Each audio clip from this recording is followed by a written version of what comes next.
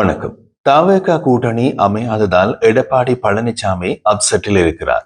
எடப்பாடிக்கு கூட்டணிக்குள் விஜய் வருவார் என்ற ஐடியாவை கொடுத்ததே டெல்லி தான். அவர்கள் தனி ரூட்டில் விஜய் தரப்புடன் பேசிக் கொண்டிருந்தார்கள். கரூர் விவகாரத்திற்கு பின் விஜய் ஒரு மாதம் அமைதியாகிவிட்டார். அந்த நேரத்தில் சில கூட்டல் கழித்தல் கணக்குகளை போட்டு அமித்ஷா குழுவினர் விஜய் கூட்டணிக்குள் வருவார் என்று கொடுத்த உத்தரவாதம் காரணமாகவே தவேகாவுக்கு எடப்பாடி பழனிசாமி ஆதரவு அளித்ததாகவும் அதிமுக வட்டாரங்களில் சொல்லப்படுகிறது. சட்டசபை தேர்தலுக்கு இன்னமும் 6 மாதங்கள் மட்டுமே இருக்கும் நிலையில் அதிமுக கூட்டணியில் பாஜக மட்டுமே இருக்கிறது. வேறு சிறிய கட்சிகளையும் எடப்பாடி சேர்த்துக் கொள்ளவில்லை. திமுக கூட்டணியில் இருந்து எந்த கட்சியையும் கவர முயற்சிக்கவில்லை. காரணம், விஜயின் தாவேகா வந்தால் அவர்களுக்கு சீட் கொடுக்க வேண்டும்.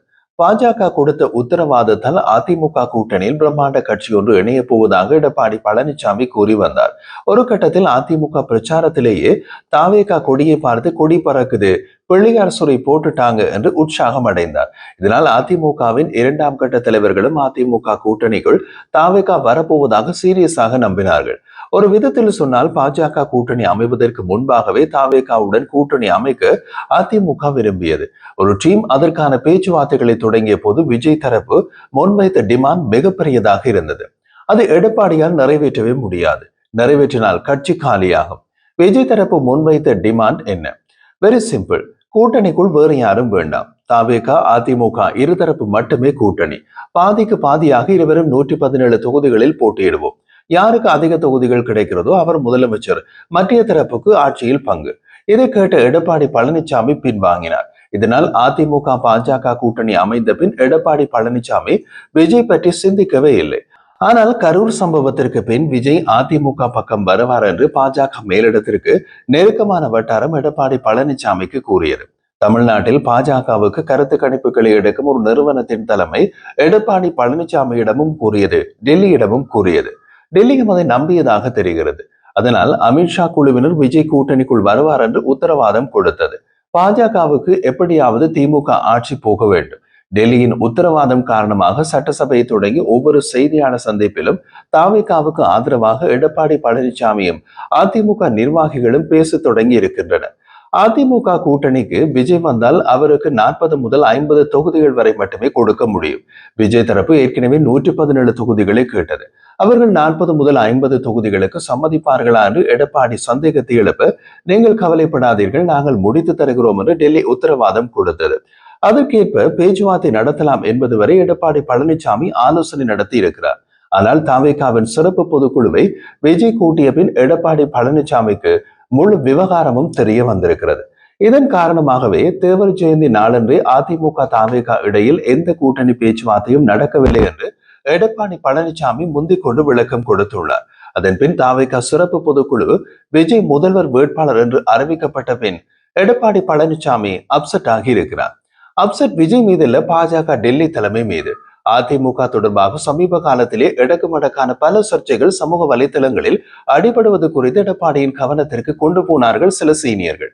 சில கருத்துக்களை மற்றும் அவை பற்றிய சர்ச்சைகளின் ஸ்கிரீன்ஷாட்களையும் காண்பித்திருக்கின்றார்கள். அதில் பல முன்னாள் அமைச்சர் செல்லூர் ராஜுவின் வார்த்தை ஜாலம்தான். என்ன பேசுகிறோம், எதற்காக பேசுகிறோம் என்பதை மறந்து போய் வாயில் வந்ததையெல்லாம் பேசி மாட்டிக்கொள்கிறார் செல்லூர் ராஜு.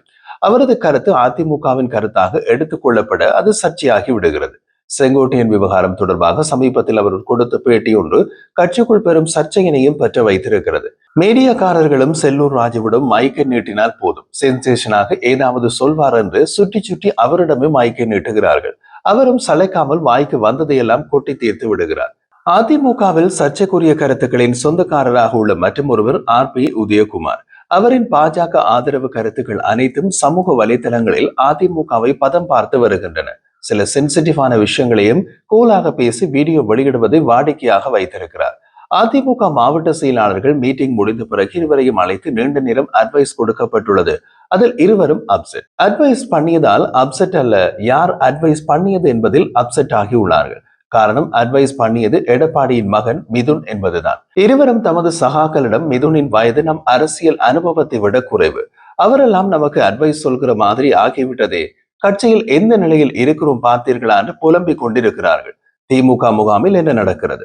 திமுக கூட்டணிக்குள் உள்ள சில சிறிய கட்சிகளுக்குள் இம்முறை சீட் கிடைக்காது போல இருக்கின்றது. கடந்த தேர்தலை விட இம்முறை அதிக சீட்களை எதிர்பார்க்கிறது காங்கிரஸ்.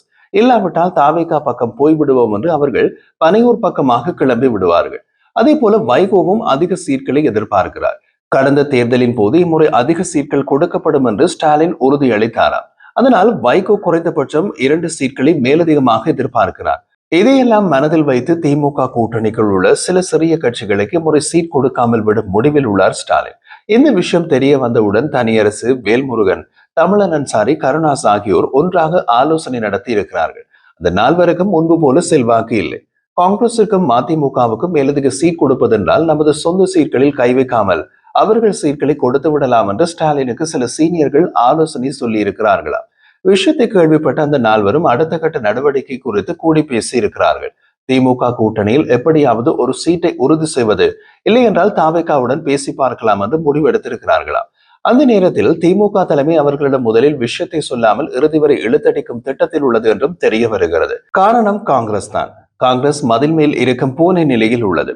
அவர்களுக்கு தமாக கூட்டணி என்ற ஆப்ஷன் இருக்கின்றது.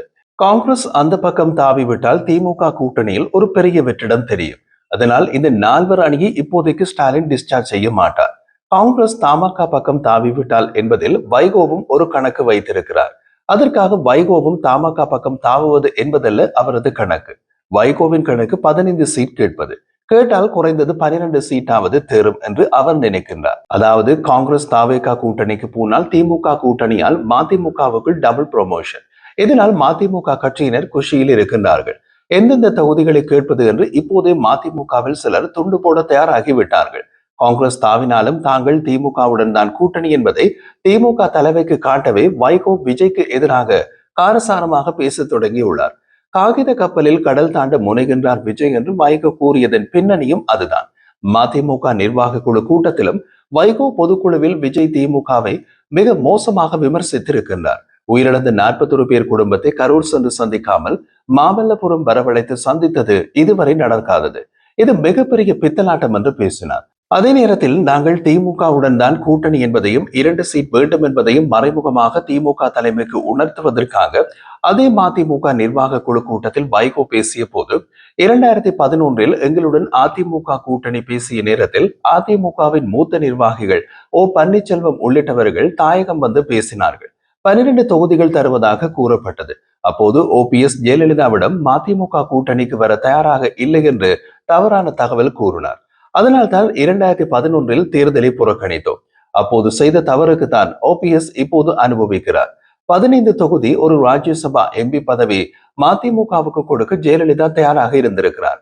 ஆனால் OPS தான் திட்டமிட்டு ஏதோ குளறுபடி செய்திருக்கிறார். இந்த தகவல் பின்னர் தான் எனக்கு தெரிய வந்தது என்று பேசி 15 சீட் கணக்கையும் குறிப்பால் உணர்த்தி விட்டார். அத்துடன் நிறுத்தவில்லை. வேலமும் பேசிய வைகோ தற்போது திராவிட இயக்கம் இருக்கக்கூடாது என்று தமிழகத்தில் நினைக்கின்றார்கள். அதனால் தான் திராவிட இயக்கத்தை பாதுகாக்க வேண்டிய அவசியம் இருக்கிறது. இதனால் தான் மதிமுக திமுகவுடன் கூட்டணியில் தொடர்ந்து இருக்கிறோம் என்றார்.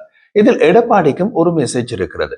திராவிட இயக்கங்களை பாதுகாக்க வேண்டிய அவசியம் இருப்பதால் திமுக கூட்டணியில் இருப்பதாக வைகோ கூறியிருப்பது எடப்பாடிக்கு ஒரு சிக்னல். காரணம் அதிமுகவும் திராவிட இயக்கம்தான். ஸ்டாலின் 15 சீட் கொடுத்தால் மதிமுக திமுக கூட்டணியில். அதே நேரத்தில் மதிமுகவுக்கு மற்றொரு சாய்ஸாக மற்றொரு திராவிட இயக்கமும் உள்ளது. அதுதான் முன்னாள் தலைவி ஜெயலலிதா மதிமுகவுக்கு 15 தொகுதி ஒரு ராஜ்யசபா MP பதவி கொடுக்க தயாராக இருந்திருக்கிறார். மொத்தத்தில் காங்கிரஸ் தாவேகா கூட்டணிக்கு போனால் திமுக கூட்டணியில் மதிமுகவுக்கு தீபாவளிதான்.